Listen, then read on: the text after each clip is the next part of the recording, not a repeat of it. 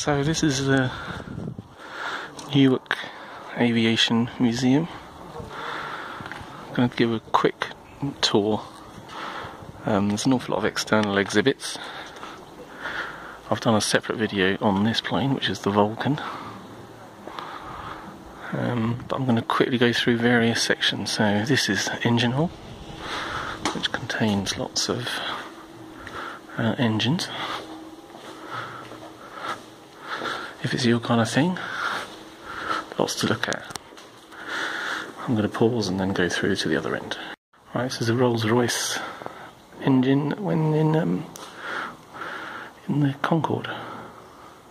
So similar to the one that's in the Vulcan outside. So, well, the sun's really come out now, so it looks lovely. Let me take my face mask off. I'm here during the pandemic, so you have to wear face masks inside any building. So, let me go this way. I'm not going to pause too much on these planes. I just want to give you an idea of what's on display here. So, I think there's a Buccaneer over there. And then there's various jets, prop planes, and some helicopters.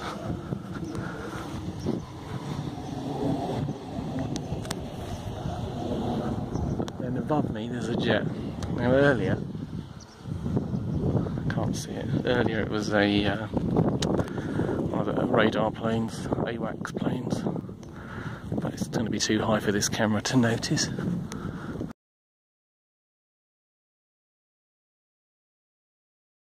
Nice Puma here. It's an RAF one. There's a Shackleton, I think. Don't ask me any more details. Normally you would, if you visited, I think you would normally be able to go on these aircraft, but all enclosed spaces like that are closed. So, there's a rear of a Chinook. I noticed it was ripped to pieces at the back, but it had been in a, what do they call it? A flying accident is what it says on here. So it ended up here eventually. So it was just used for a rear training. I've seen troops coming on and off. That's the Lynx. That says a Super Sabre, North American, and I do like that one. Although I forget what it's called.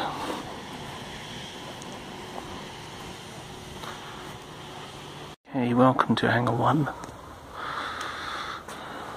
I forgot to do this. I'm going to pause and do this. Okay, upkeep mine. So this is one of the practice bombs used by the dam busters. So this one ended up in, where does it say? Reculver. And it was recovered in 1997. I'm not going to go and name planes because A, I don't know them, and B, there are just too many. There's a Lancaster turret position. This is kind of a Lancaster corner. Let me quickly just show you through the whole place so you can get an idea of what's here. So there's a big variety, mainly British planes. There's a couple of Russians and a few Americans.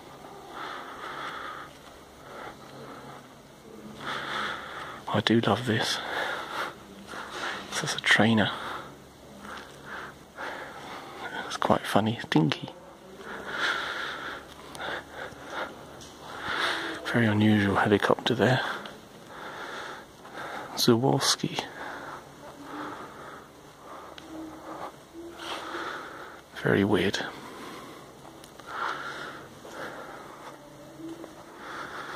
This kind of feels very Vietnam-y for some reason. Don't ask me why. Because it's British. Let me just check, what is it? A Westland Sioux XT200. Or AH1, I think is the prefer designation. Actually, I'm going to keep filming. I was going to stop. Ejector seats. 4 Martin Bakers. Again, don't ask me to name names. I don't know. What I hadn't noticed before was the yellow seat, which is in each of them. And this is the emergency equipment holder.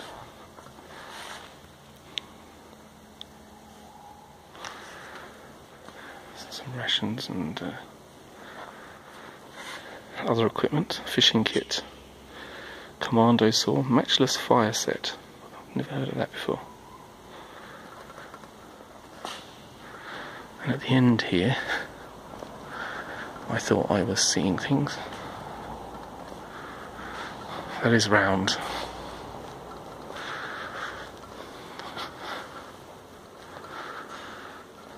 The Lee Richards Annular biplane is called. Very weird. I'll head there in a second. First, as a buccaneer, I wanted to show you this. This is a recreation of an Anderson air raid shelter. So this is the kind of thing people would have had in their back gardens if they had one during the World War II. So half hole, half covered mound. I think it's like a corrugated steel shed that the government would have given you to make your own shelter. Obviously not effective in a direct hit, but if you were in it and your house was hit or around you was hit, potentially save your life. Some more modern jets down there, mainly British, and some cockpits here, and then here are a pair of Russian fighters. One's a MiG-27, that's that one. Pretty sure the other one was a MiG-23, let me just check.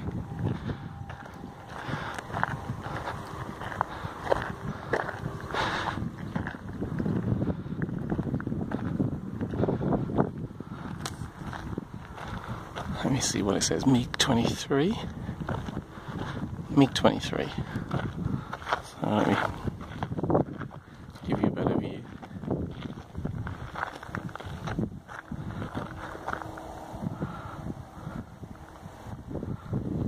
So here we have some more modern jets. So this is a Harrier, Sea Harrier, I think. Sea Harrier. FA2. With sidewinder missile.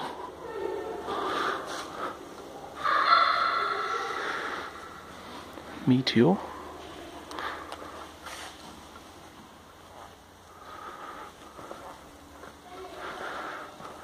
Let me just turn, look at the Harrier again.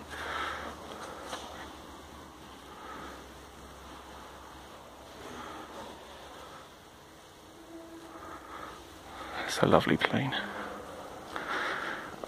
Again, I don't really need to go through the whole thing, but you get a feel. So these are more modern jets.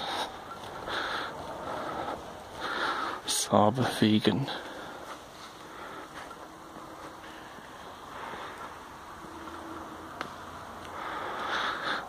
Fire flash.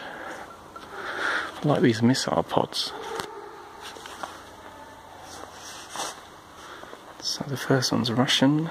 The second one's Canadian, the green one's French, and the last one is a Russian as well.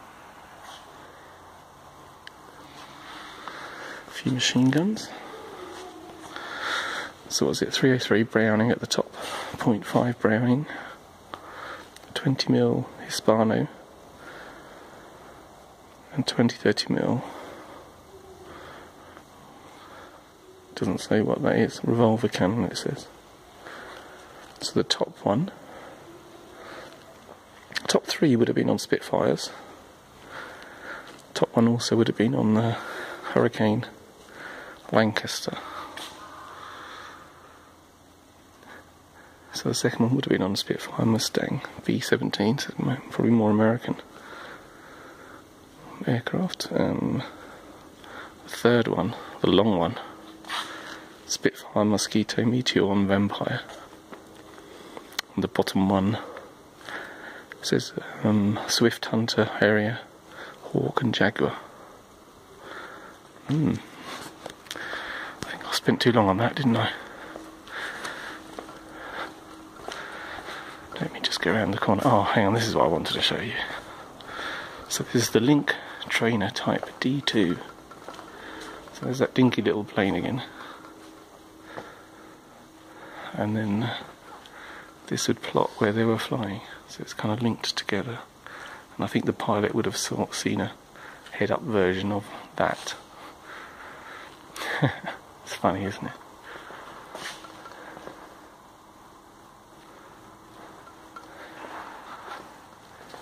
Anyway, so that's Hangar 2. There's Hangar 2, a couple more aircraft. So that's a kind of a quick visit of Newark Air Museum. As I said, there's a few more up there. There's room to expand, but it's a private place, privately operated, so the income is not sufficient to extend much. I mean, even the Vulcan is owned by the Lincolnshire Air Museum, but you can't really move it, so technically they keep paying for it to be maintained, but they don't get any benefit from it. But well worth coming here. It's currently £9.50 2020, August 2020, but worth it.